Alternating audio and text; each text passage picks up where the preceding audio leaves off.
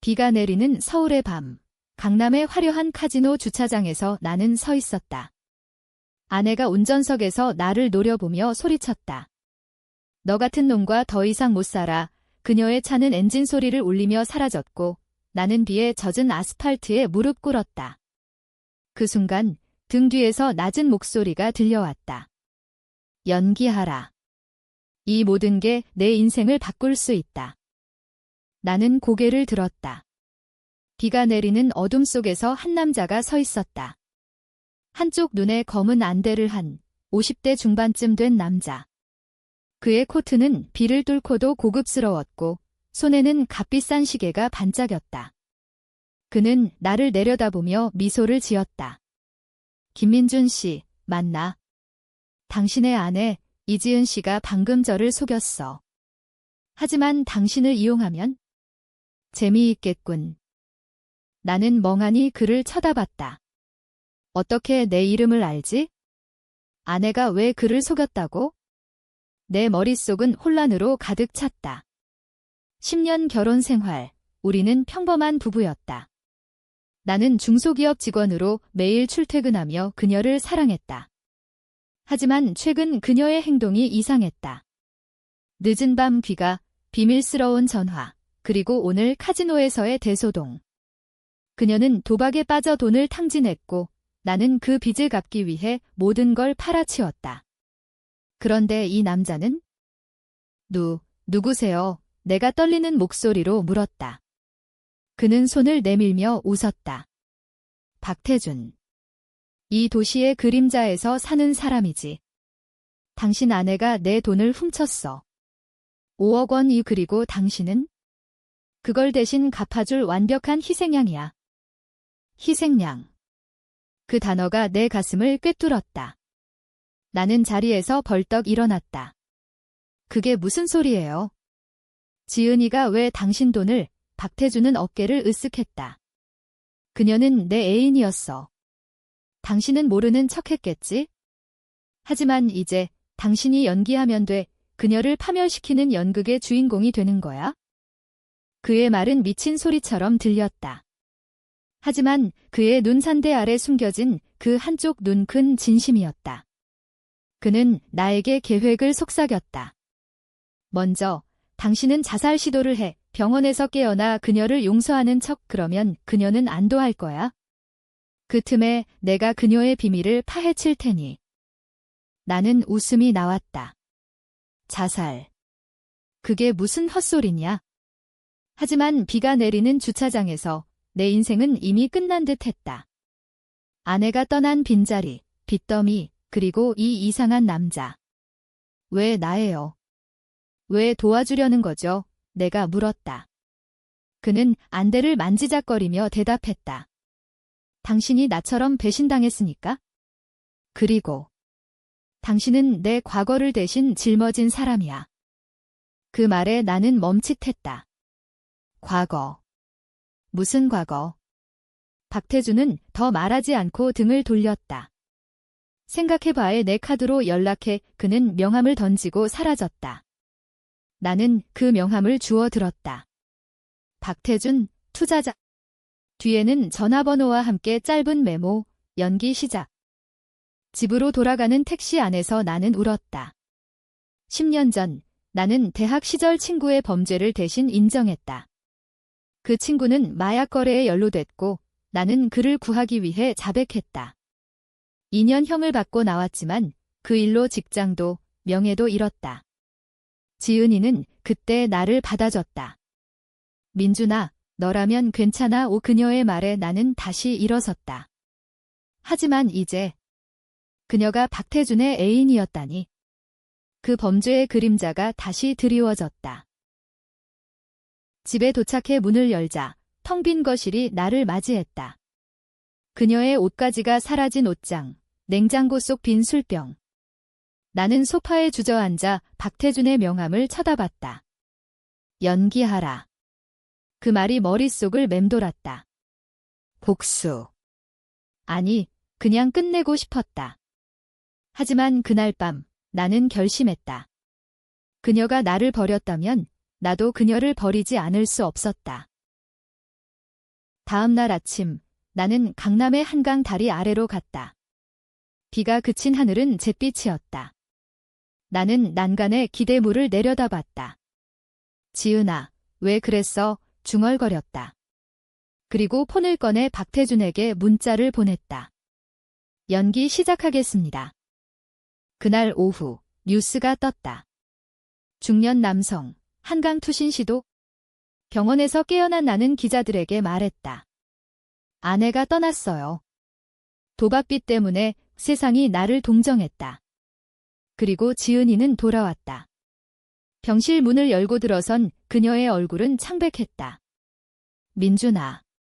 미안해. 나는 그녀를 끌어안았다. 눈물이 흘렀다. 하지만 내 마음속에는 박태준의 목소리가 울렸다. 좋아, 첫 장면 성공이야. 병원에서의 그날, 지은이는 내 손을 꼭 쥐고 울었다. 민준아, 내가 잘못했어. 도박. 그만둘게. 다시 시작하자. 그녀의 눈빛은 진심처럼 보였다. 하지만 나는 알았다. 그녀의 가방 속에 숨겨진 카지노 회원증, 그리고 그녀의 폰에 뜬 박태준의 메시지 알림. 나는 몰래 그녀의 폰을 확인했다. 오늘 밤 10시, 호텔로와 이 그 메시지는 지워지지 않은 채 남아있었다. 박태준의 지시대로 나는 연기했다. 그래, 지은아. 우리 다시 행복해지자. 우리는 병원에서 퇴원했다. 집으로 돌아온 그녀는 요리를 하고 옷을 정리했다.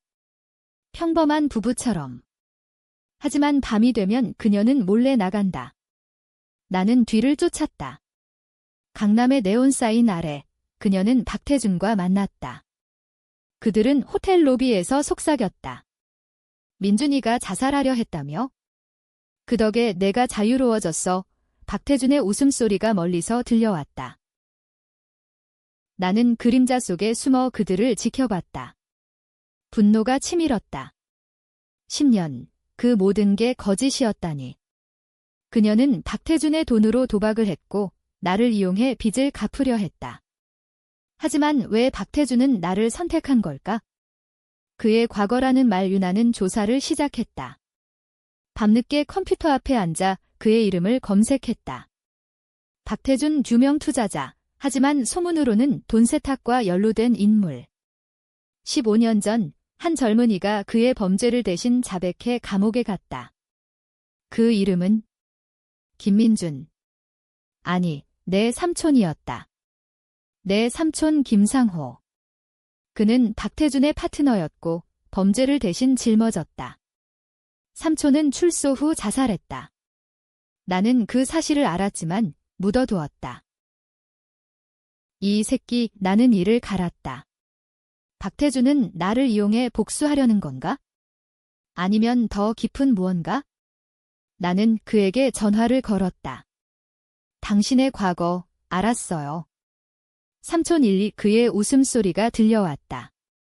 잘했어, 민준아. 이제 내 차례야. 지은이를 파괴해. 그녀가 내 돈을 훔친 대가로. 계획은 점점 구체화됐다. 나는 지은이에게 속삭였다. 우리 사업해보자. 카지노 대신 합법적인 투자에 그녀의 눈이 밝아졌다. 정말. 민준아, 너라면 할 수 있어. 우리는 작은 카페를 열었다. 서울의 이태원 골목, 작지만 아늑한 곳 오손님들이 몰려들었다.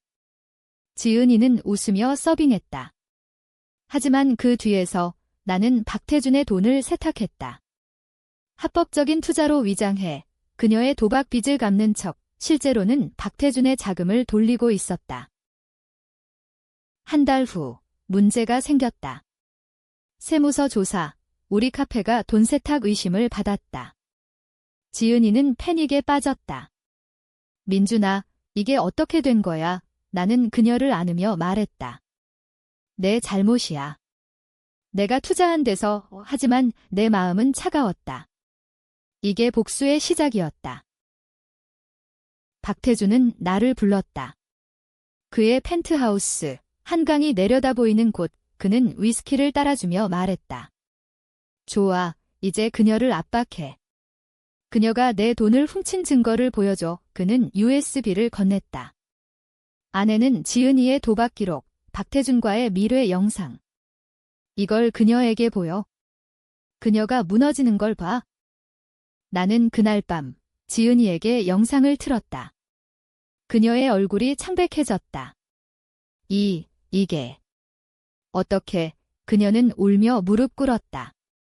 민준아, 용서해. 박태준이 강요했어. 그의 돈으로 도박을. 하지만 너를 사랑해, 사랑. 그 단어가 메스처럼 느껴졌다. 나는 그녀의 머리를 쓰다듬었다. 알아, 지은아. 하지만 이제 끝내야 해.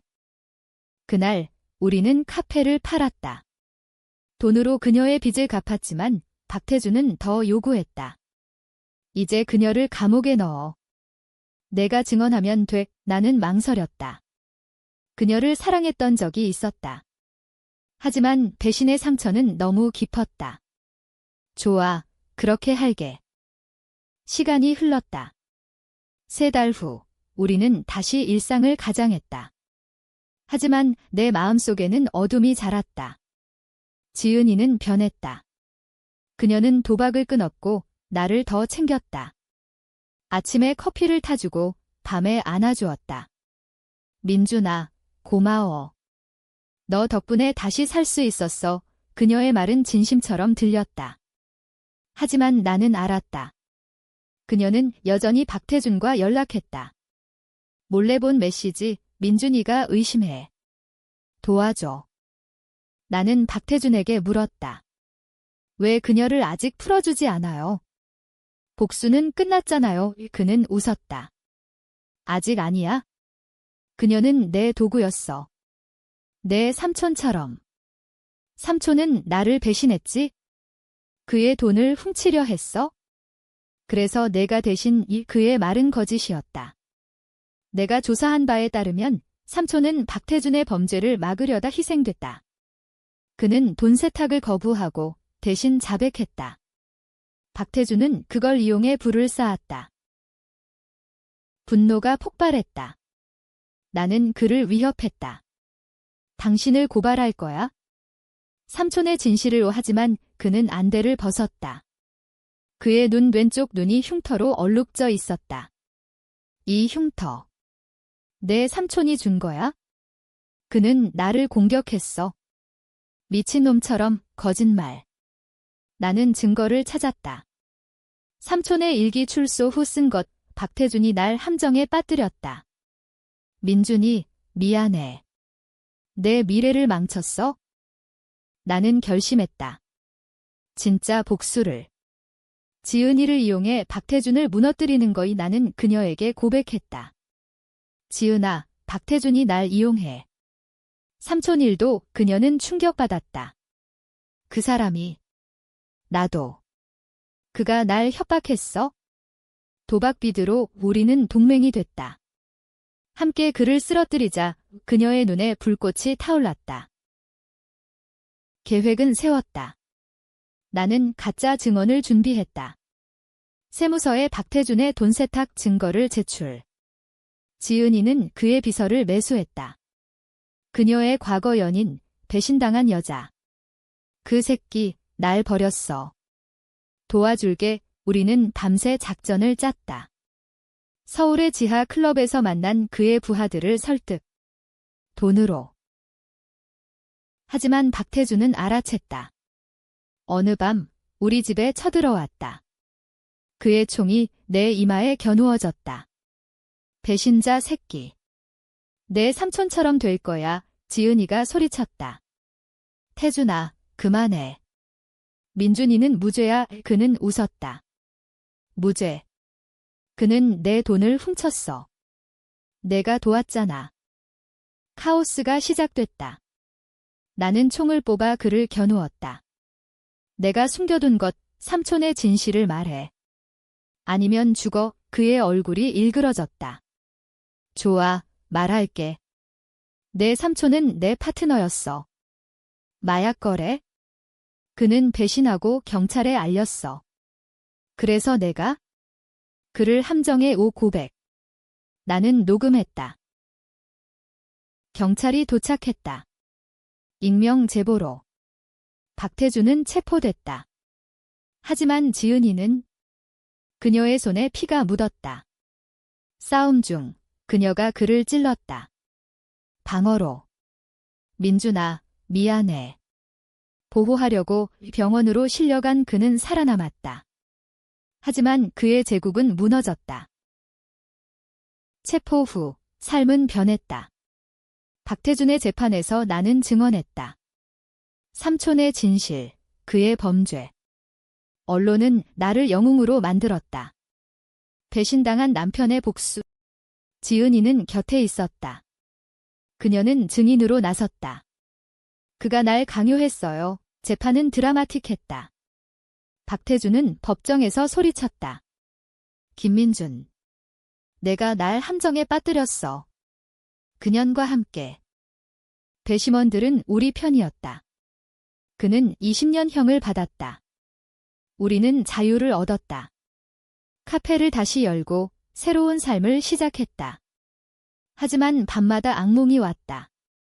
삼촌의 얼굴, 박태준의 안대, 지은이의 칼. 정말 끝난 걸까? 내가 물었다. 지은이는 나를 안으며 말했다. 응, 민준아. 이제 우리 둘이야.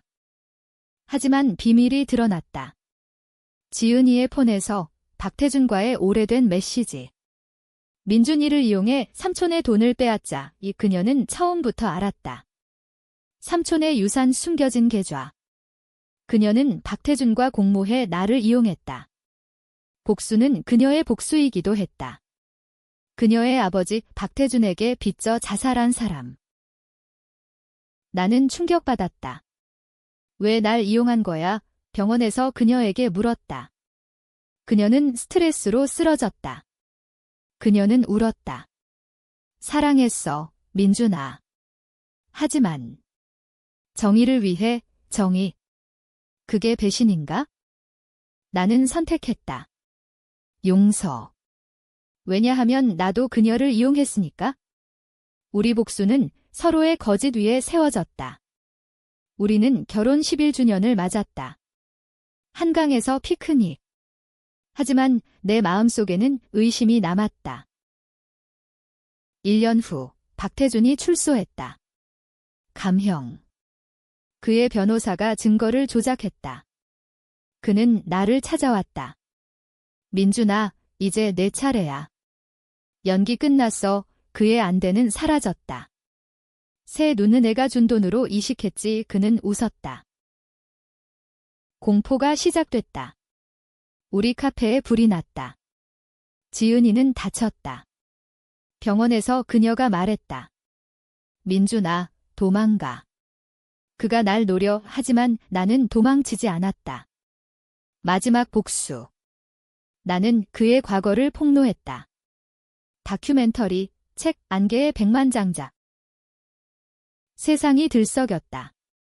그는 다시 잡혔다. 이번엔 영원히. 하지만 트위스트. 지은이는 임신했다. 우리 아이. 이 아이를 위해 싸웠어. 그녀의 말. 최종 대면. 교도소에서 박태준은 유리창 너머로 말했다. 내 삼촌은 나쁜 놈이었어. 하지만 너는 나보다 나빠. 가족을 파괴했어. 그의 말에 나는 흔들렸다. 지은이의 비밀, 내 이용. 누가 진짜 악당인가? 아이의 탄생. 딸, 이름, 희망. 지은이는 웃었다. 이게 우리의 해피엔드야. 하지만 나는 알았다. 복수는 끝나지 않는다. 아이의 눈에 박태준의 그림자가 보일까?